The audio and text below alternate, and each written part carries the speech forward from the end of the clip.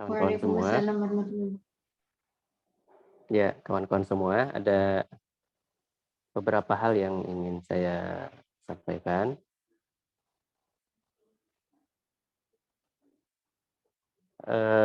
Yang pertama bahwa yang kita bicarakan itu tentang fikih muamalah. Ini bagian dari yang paling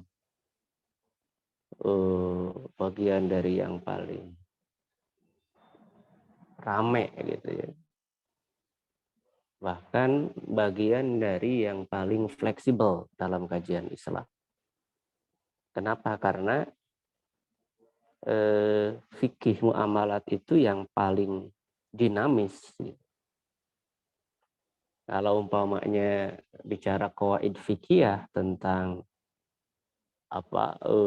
persoalan ubudiyah gitu, itu relatif dari waktu ke waktu, dari zaman dulu baginda Rasul sampai kekinian itu dinamikanya bisa lebih terukur gitu ya. Tapi ketika bicara tentang fikih muamalat, wah luar biasa sekali. Ya. Kenapa luar biasa? Karena ada ada perubahan, ada dinamika yang sangat luar biasa yang itu hinggap di kehidupan masyarakat. Ya, kita bayangkan umpamanya kawan-kawan mahasiswa 5 tahun lalu dengan hari ini atau 10 tahun lalu dengan hari ini tentu mengalami banyak perubahan dan pergeseran. Ya. Coba kalau sekarang mamanya ditanya tadi Mbak Nurhaliza, kalau mau belanja sekarang pakai apa kira-kira? Pakai Online, Kak. online ya.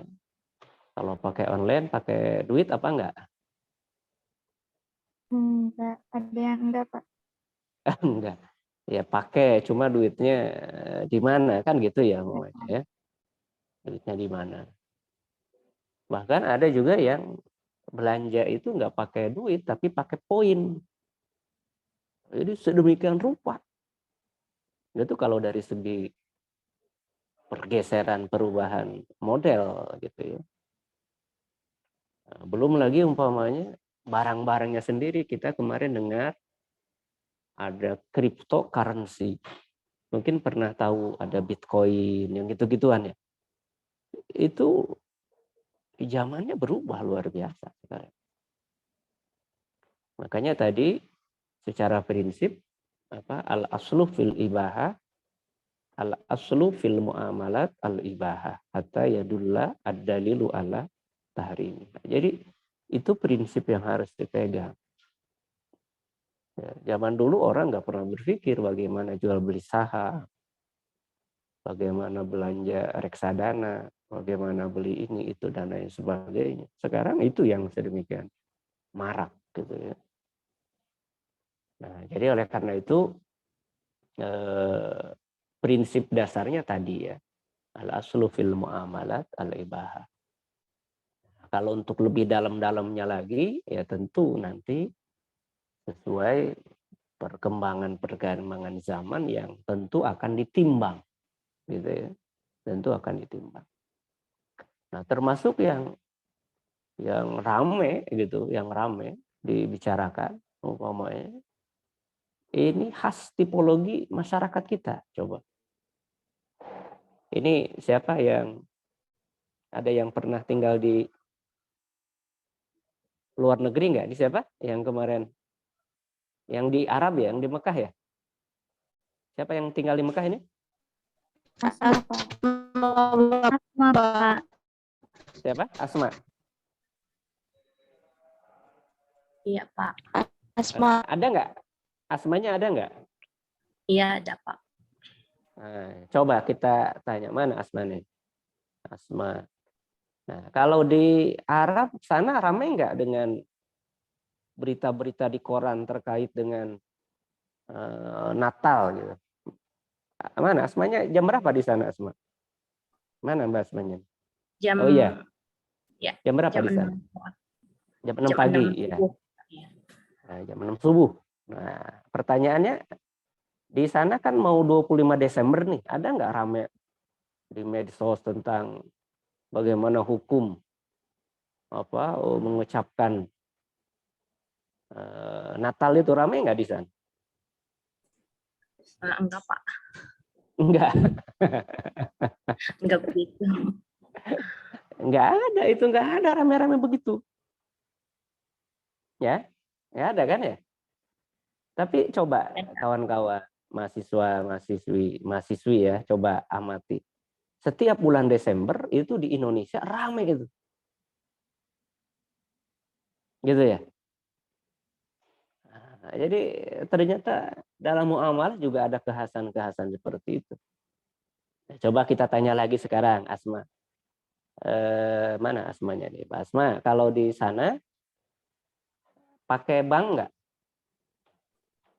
Pakai. Bank apa di sana? Ada berapa bank? Contohnya apa? Ada yang namanya Bank Rajihi itu. Terus bank apa lagi? Riyad. Arya, Bank terus? Ahli. Bank Ahli. Bank Ahli, oke. Ada nggak yang nyebut bank syariah di sana? Nggak ada. Nggak ada. Coba, artinya apa berarti? Tapi ada bank namanya Bank Arabi Islami. Ada. Bank Arabi Islami ya, bukan bank syariah ya, Bank Arabi Islami. Itu Iya, nama ya, Bank Arabi Islami, Bank Arabi Islami itu nama. iya nama. Beda nggak dengan bank tadi yang lainnya, Bank Riyad macam-macam, sama apa beda itu? Sama sih. Sama. Iya. Iya kan? Coba kalau di kita di Indonesia, ada orang nyebutnya bank konvensional, ada bank syariah. Padahal prakteknya sama apa beda itu?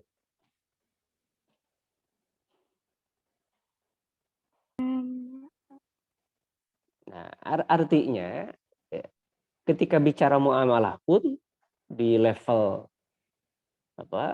masyarakat kita itu ada kekhasan-kekhasan yang belum tentu di setiap kawasan itu sama.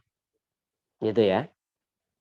Nah, jadi oleh karena itu ini sangat luas sekali bicara tentang muamalah, makanya prinsip yang harus dipegangi umpamanya tentang muamalah itu pasti akan ada ikhtilaf ya. Implementasinya pasti akan ada al-ikhtilaf bainal ulama fil muamalah, itu pasti. Contoh kayak tadi masalah perbankan, contoh masalah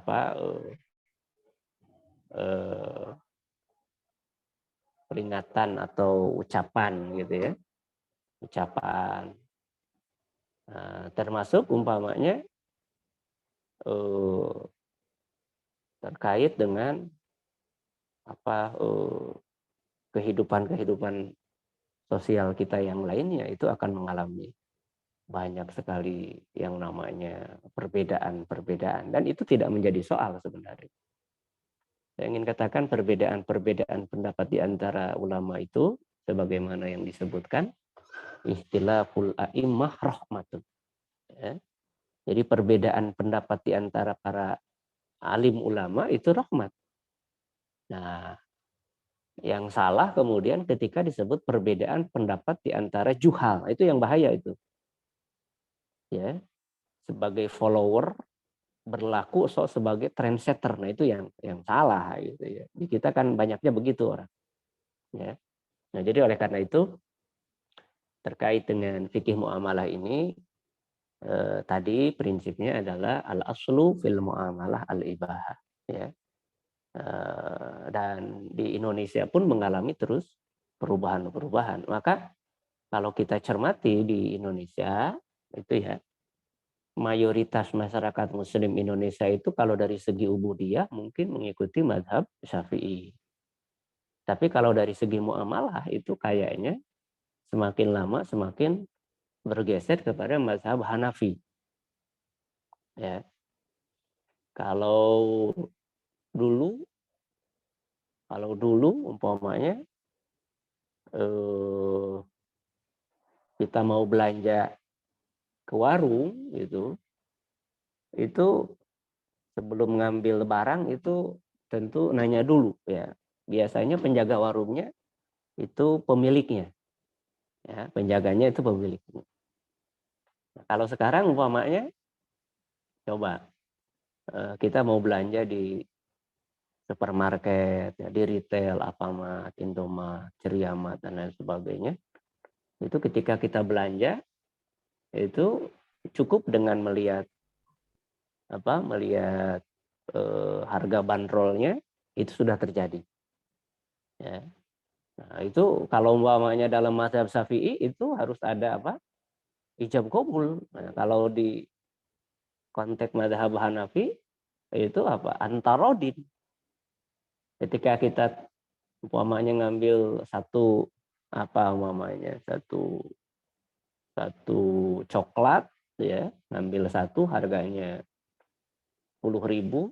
Nah, ketika kita tahu harganya 10.000 itu dimaknai udah sama-sama rela, sama-sama ridho, berarti udah terjadi. Nah, ketika datang ke kasir itu bukan ijab kabul tapi pembayaran, gitu istilahnya. Ya. Jadi bergeser sekali. Ya.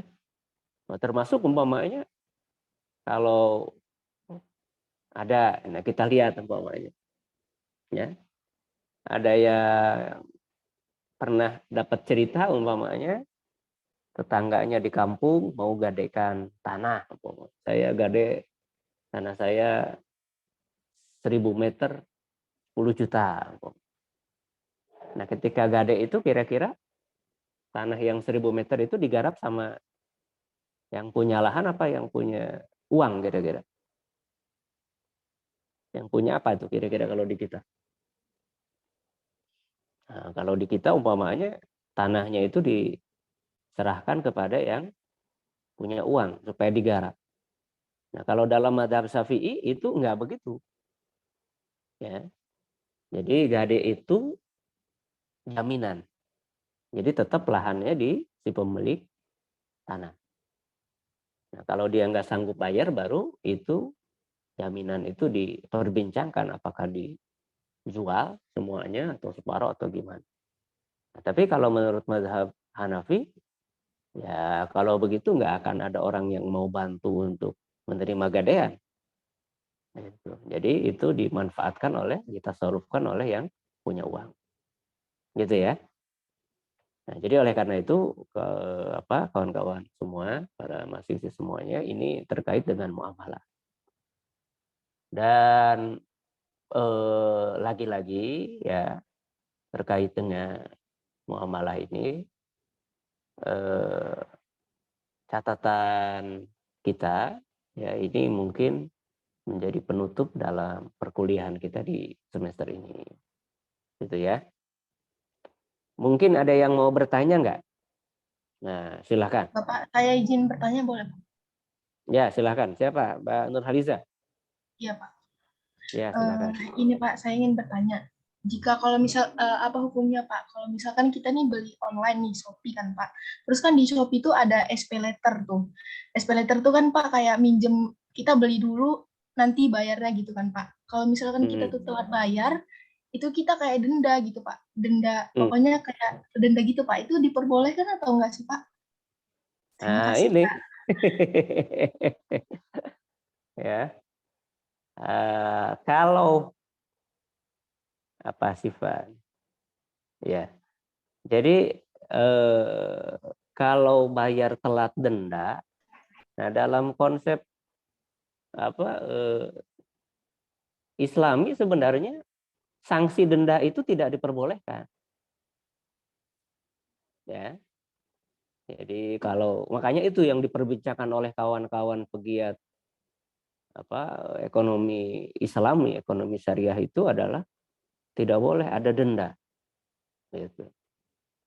Tapi masalahnya juga mungkin perlu dilihat. Ketika tidak ada denda itu, konteks dulu itu karena ketidakmampuan. Nah sekarang pertanyaannya umpamanya. Contoh umpamanya Mbak Nurhaliza tadi pakai Shopee itu ketika telat bayar karena apa itu kira-kira? Misalkan Karena apa dia telat kira-kira? bayar emang nggak ada duitnya gitu Pak, atau belum gajian. Belum gajian. Ya. Ya, apa? Kalau ada tentu dibayar langsung. Nah, persoalannya orang seperti Mbak Nurhaliza ini nggak banyak di Indonesia. Artinya bisa jadi orang mampu tetap bayarnya ditangguhkan. Ya, nah, kalau begitu kan repot urusan. Bisa bangkrut semuanya itu kalau begitu semuanya kan. Nah sebenarnya kayak istilah bayar belakangan itu sebenarnya kan untuk memudahkan kita sebagai konsumen. Tapi terkadang tidak sedikit yang kemudian konsumen itu memanfaatkannya untuk apa namanya untuk menghindari tanggung jawab atau menangguhkan tanggung jawab dan lain sebagainya. Nah di sisi denda itu yang kemudian dijadikan alasan oleh para pegiat ekonomi syariah yang menjadikan segala perkara muamalat itu menjadi apa namanya menjadi eh, disebutnya tidak boleh kata mereka gitu ya, disebutnya tidak boleh. Nah ya kalau begitu, nah coba sekarang kita tanya nih Mbak Asma nih, Mbak Asmanya mana Mbak Asma? Ini biar Iya, kita Pak. sekalian tahu di sana. Ada model kayak Sofi begitu nggak di sana? Beli online, belanja online. Kayak gimana, Pak? Iya, belanja online. Ada nggak di Arab? Ya, ada banyak. Banyak. Oh, sama berarti ya. Nah, ada model kalau telat bayarnya, kalau pay later itu kena denda nggak di sana? Kalau nggak salah, ya ada. Ada tuh. Ada itu sama sebenarnya. Sama itu. Saya meskipun ke Arab sana baru 2 kali ya. Pas 2 kali umroh tapi belum itu gitu mamanya. Nggak lama lah bawa jamaah saat itu.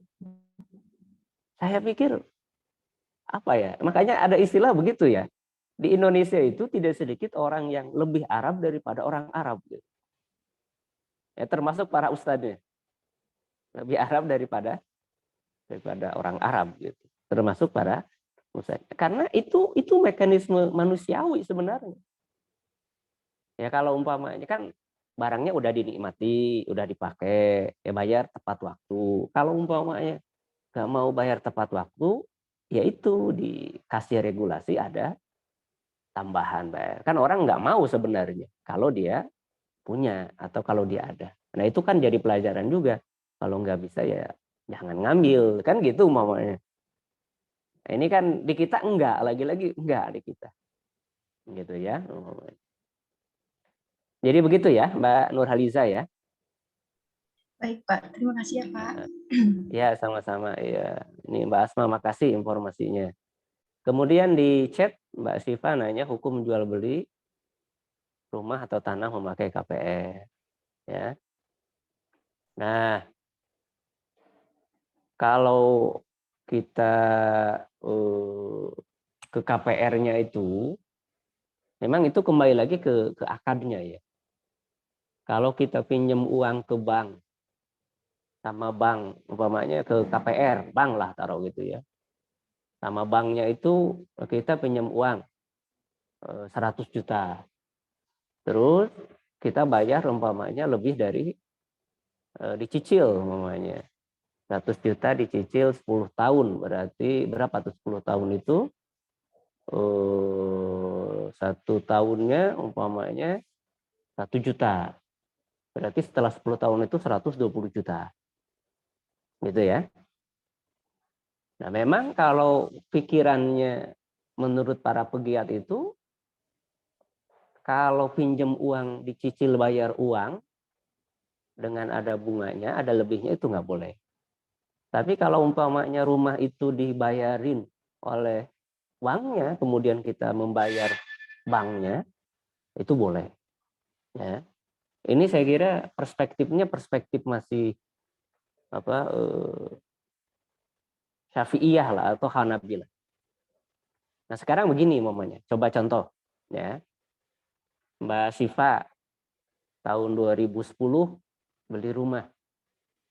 Ya, 10 tahun. Cicil harganya 100 juta. 1 bulan 1 juta. Berarti ketika 10 tahun beres, berapa tuh yang harus dibayarkan total ke banknya? 120 juta. Nah, harga rumah setelah 10 tahun itu, dari yang harganya 100 juta, kalau dijual setelah 10 tahun, itu berapa kira-kira? Harga rumahnya berapa kira-kira? Naik apa turun? Naik. Baik, Pak. Naik, pasti naik. Kira-kira kalau setelah 10 tahun, 200 juta atau 300 juta, mungkin nggak laku itu rumah? Nggak mungkin, Pak. Bisa Berapa lebih. perkiraannya? Dari harga rumah berapa? Perkiraan, 100 Pak? juta. Jadi 2010 beli rumah 100 juta. Nah, kalau 2020 berarti setelah 10 tahun jadi berapa itu rumah kira-kira dijual?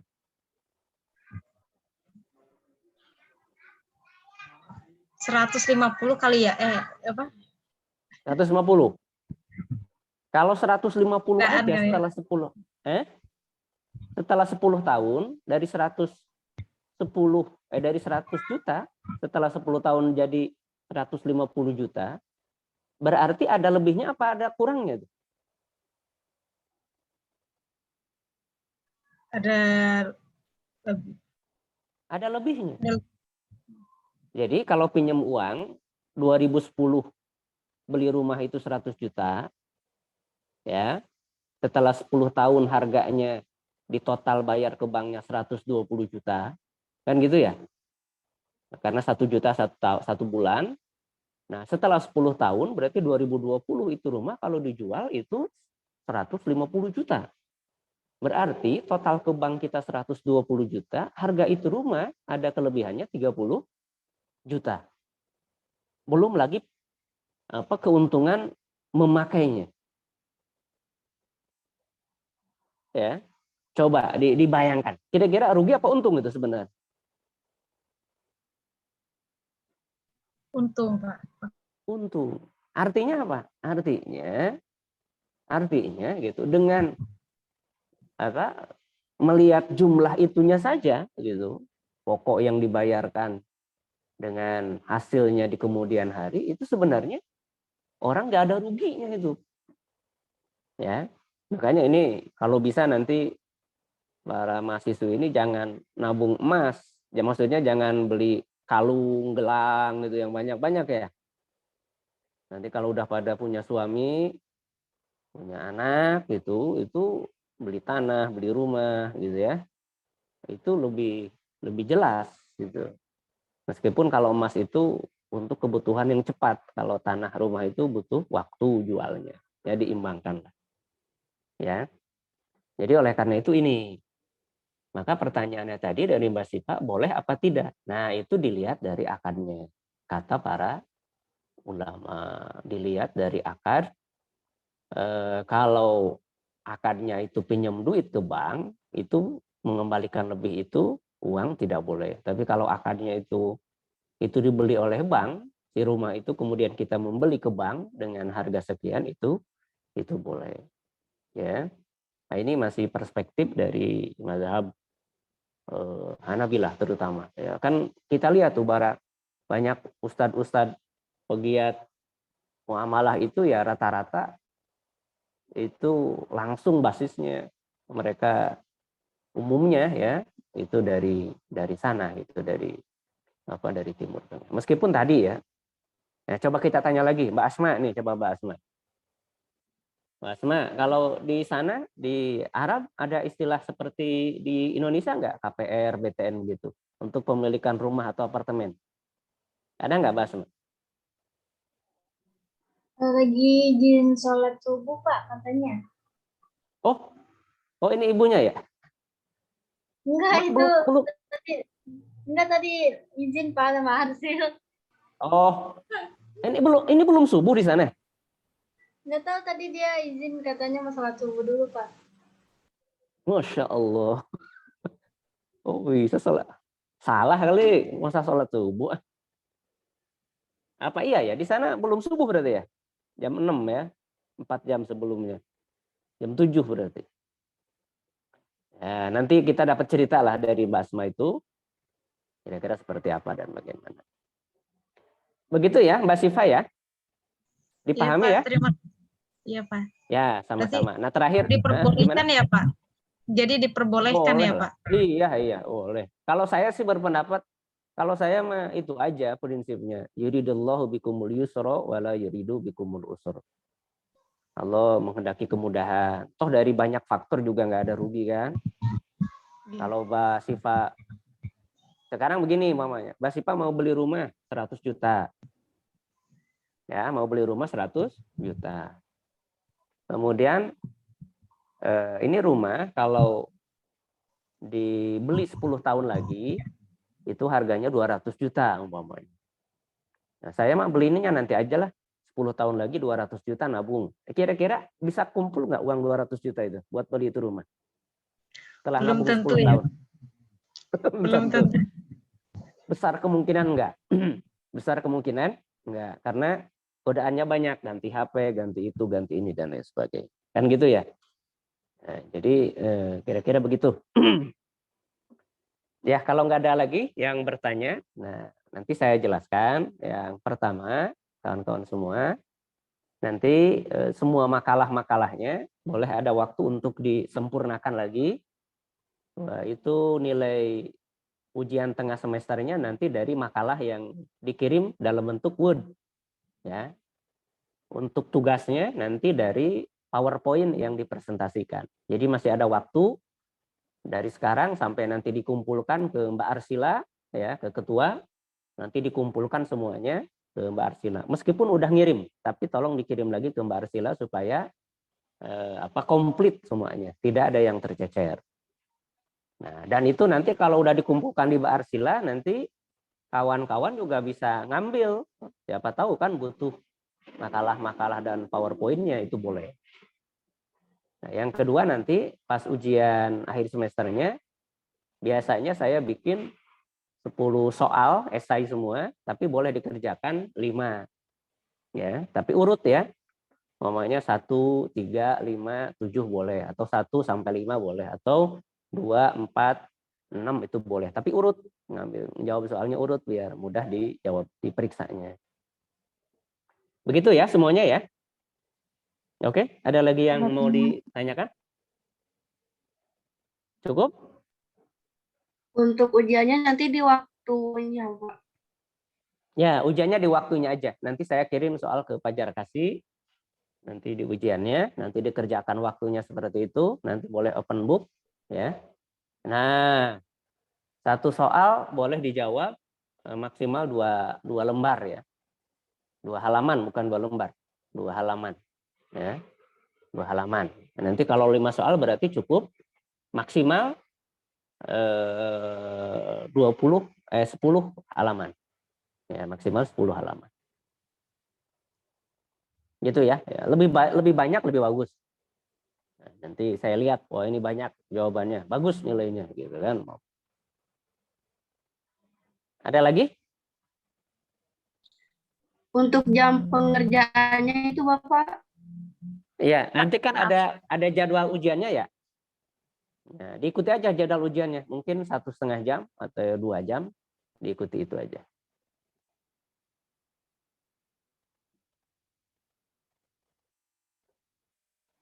Ya, kalau sudah tidak lagi yang mau ditanyakan, saya kira kita Pak, akhiri. maaf kalau Ya, mau apa? Halo?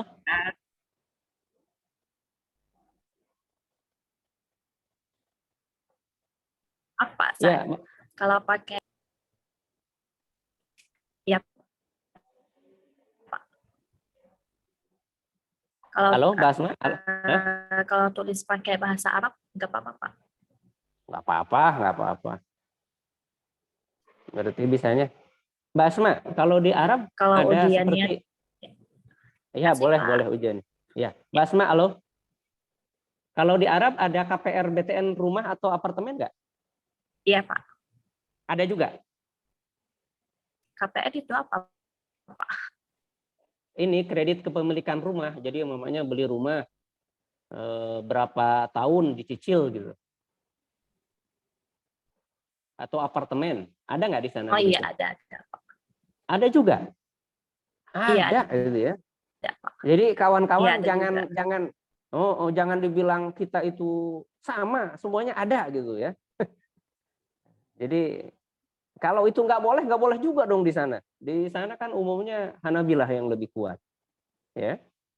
Nah, di kita itu ya begitu sebenarnya ya sama aja. Yang penting kan tadi prinsipnya yuridullahu bikumul yusra wala yuridu bikumul usra. Gitu ya. Sudah ada yang umroh belum, Mbak Asma di sana?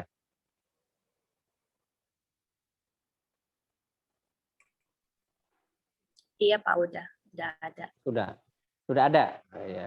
Nah, Tapi makanya kalau nanti Indonesia ini nggak tahu, belum tahu. belum tahu ya. Ya, mudah-mudahan lah segera nanti dari Indonesia juga. Oke, cukup? Nggak ada lagi yang mau ditanyakan ya? Pak, mau nanya. Iya. Siapa nih yang mau nanya? Zianatul Zakia, Pak. Ya, Jadi silakan. kalau itu mau pergi haji, Pak, saya pernah dengar ada orang minjam uang bank, terus dia setelah Hmm.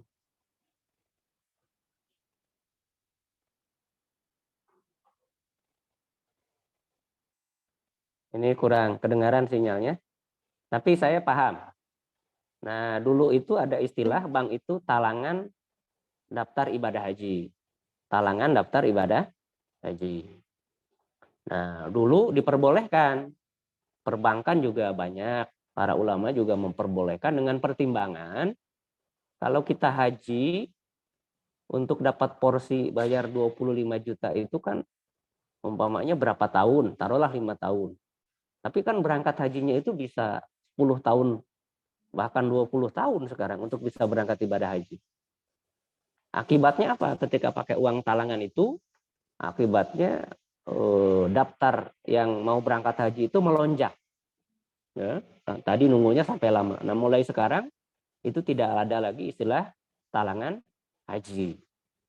Nah, kalau ditanya boleh nggak umpamanya, ya itu boleh-boleh saja. Orang yang tidak membolehkan itu berkata, oh, masa untuk ibadah aja memaksakan diri gitu. Nah, yang tidak boleh itu minjem tapi nggak ada perkiraan untuk bayarnya, itu yang nggak boleh. Ya, makanya mau ibadah haji tadi minjem berapa, tapi nggak jelas mau bayarnya berapa duit per bulannya karena dia nggak punya pekerjaan, nggak punya pemasukan. Nah, itu yang jelas nggak boleh. Gitu ya, Mbak Zakia ya. Tapi sekarang udah nggak ada lagi kayaknya. Oke, cukup semuanya?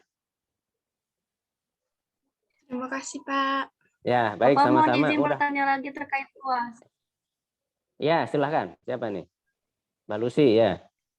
Itu untuk jawabannya diketik ya Pak, lewat Word. Iya, diketik lewat Word. Ya. Diketik kan ini masih online. Jadi diketik lewat Word ya. Nah, jangan tulis Baik tangan. Bapak, terima Nanti kasih. kalau tulis tangan nanti Bapak repot bacanya. Ya, diketik, makanya nanti dikumpulkan. Nanti ngumpulkannya itu ke Mbak Arsila itu 3 itu. 1 jawaban, 2 PowerPoint, 3 makalah. Gitu ya. Mbak Arsilanya paham ya? Nanti setiap orang diminta untuk kumpul 3 itu. Gitu. Iya baik Pak. Oke, saya kira demikian. Mudah-mudahan panjang umur, sehat semuanya. Bisa berjumpa lagi dan beres skripsinya ya, nggak lama. Nanti lanjut ke pasca ya. Nanti insya Allah ketemu saya lagi. Mudah-mudahan. Ya, baik. Terima kasih. Akhirul kalam. Assalamualaikum warahmatullahi wabarakatuh. Mohon maaf atas segala kekurangan, Bapak ya. Waalaikumsalam. Terima kasih banyak, Bapak. Ya, sama-sama. Terima kasih banyak Pak. Sama-sama. Bapak pamit ya. Ya. Pamit ya. Baik, Pak. Waalaikumsalam. Baik, Pak. Nah.